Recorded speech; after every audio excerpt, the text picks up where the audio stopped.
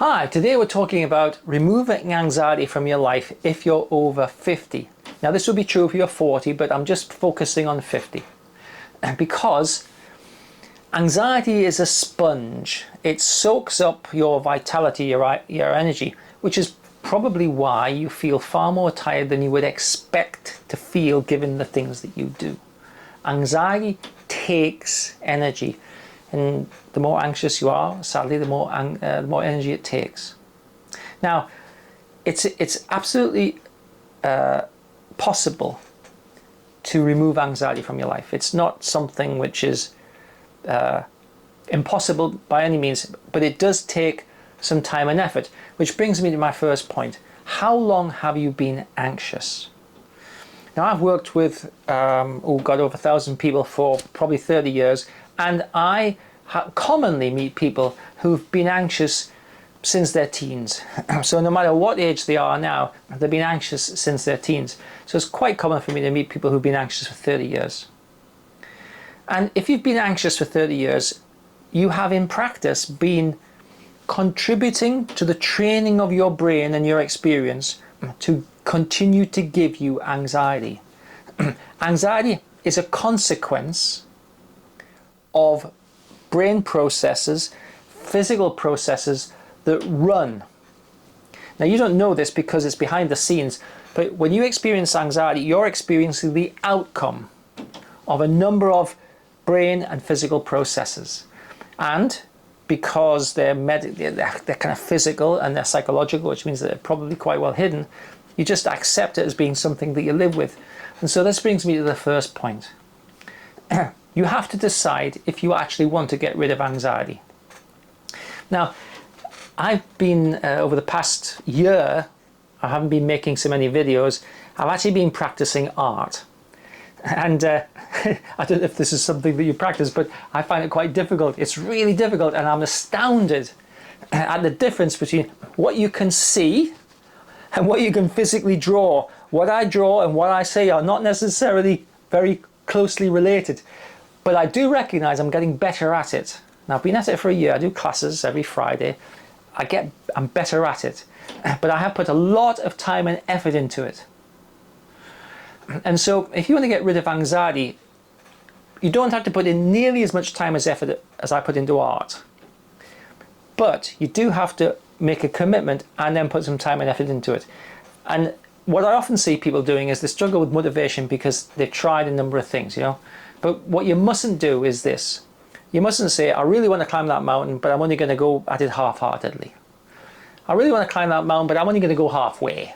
I'd like to get to the top, but I'm only going to go halfway. You mustn't set yourself up to fail, to not achieve what you want to achieve.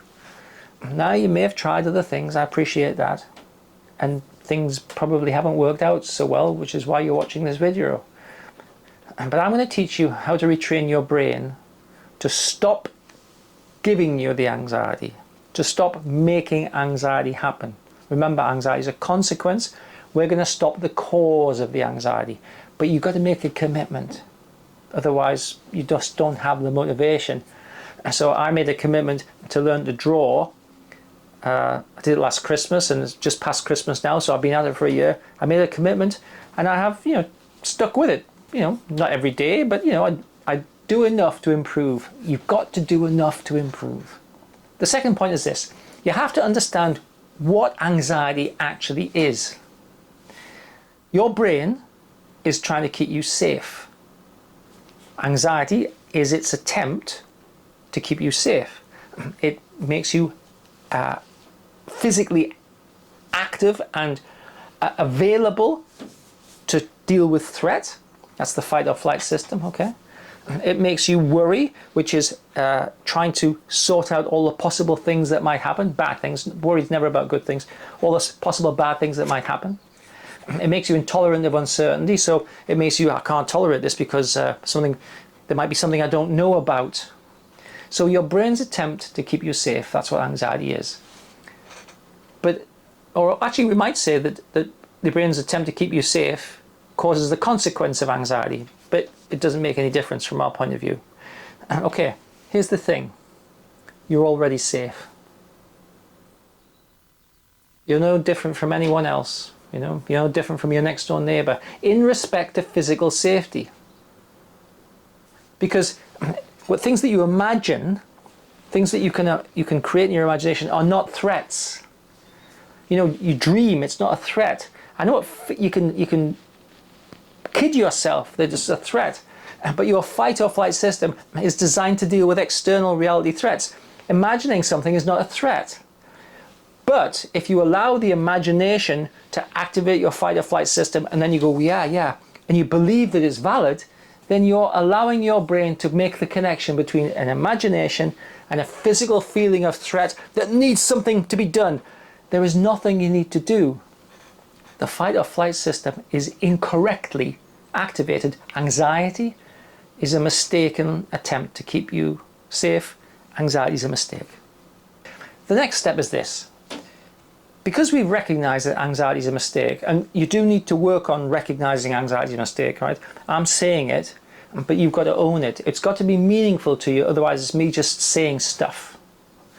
Once we realize anxiety is a mistake, every opportunity you can find, you have to say to yourself, hang on a minute, do I need to be anxious now?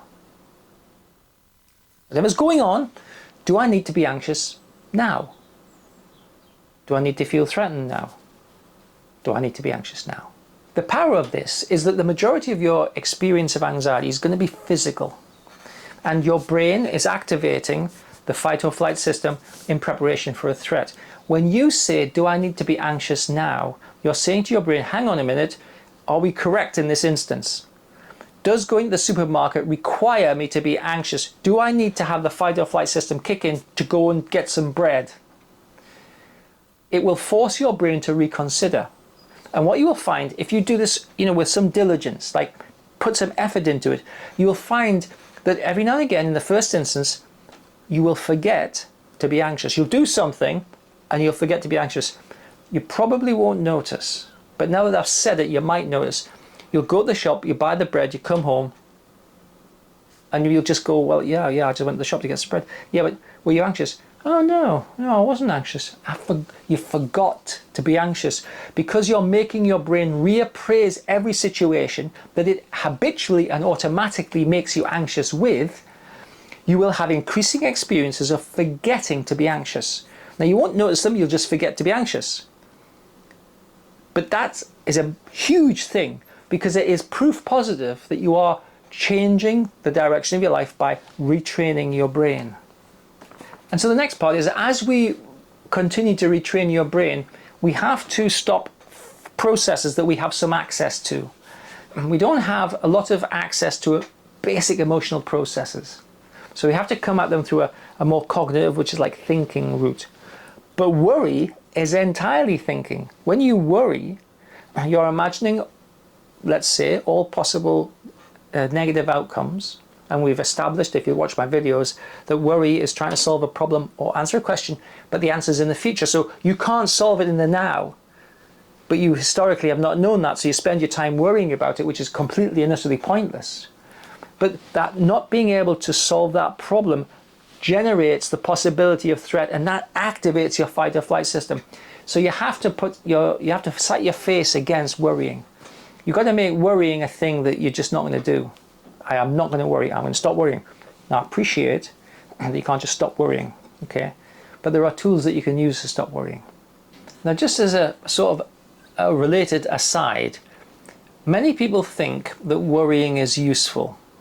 If you worry, it does not mean that you are a caring person.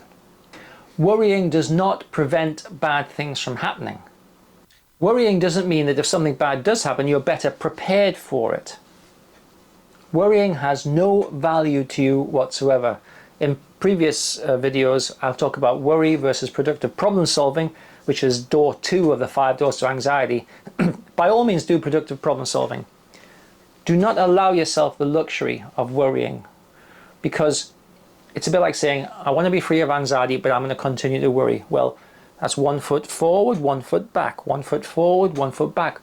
We don't make progress, but you're using energy. We want to make sure that your energy is all focused in a forward direction so that you're getting progress. So for today, and I would say for the next week or even 2 weeks, force your brain to reconsider whether you need to be anxious in every single situation that you experience anxiety. You won't catch them all. You may only catch a proportion. But over many years of experience with many people, I have recognized that you don't need to put in really as much energy and attention as you think you do. When I give people homework exercises in my private practice, 6 to 10 minutes a day is typically all it takes to pretty much resolve anxiety over a period of time, right? It doesn't take a huge amount, not nearly as much time and effort as I put into learning to paint and draw over this past year. A fraction of that, a fraction of the effort to learn an instrument to any level at all, or any kind of academic thing, right? It's a really small amount. But the problem with psychological interventions is this: you have to, in a sense, de-brainwash yourself from believing what the anxiety, the OCD, the depression tells you, because it's not telling you the truth. And you've got to recognize that the processes, the psychological processes, the physical processes that create these problems are just processes that have been entrained, they've kicked off for various reasons, and only you can stop them. I can't stop them for you, only you can stop them because they're internal to you. And you've got to care enough about you to actually put the effort into stopping them. And you can do it. It's, more than 1 million people a year get treated for anxiety, and pretty much good outcomes for the vast majority of them. It's just about the time, the effort, and the determination, the goal to be anxiety free. Now, just imagine if you were anxiety free, how much energy would you save? How much time would you save? How much mental capacity would you save? And what could you do with that? How could you make your life benefit from being free of this tyrant, this mistake, this tyrant of anxiety? If you want to really get serious about getting anxiety out of your life, I would also suggest that you use, alongside my videos, my Anxiety Wizard program, which is a really structured self-help cognitive behavior therapy program with tons of videos and audios, and it gives you loads and loads of stuff to do. And it's a real good companion piece because it gives you something to do every day, and it's very structured and focused on removing anxiety from your life. I'll put a link below if you're interested in exploring Anxiety Wizard. Very inexpensive, and the first week's free, so it's definitely something to check out. Thanks for taking the time to watch and listen.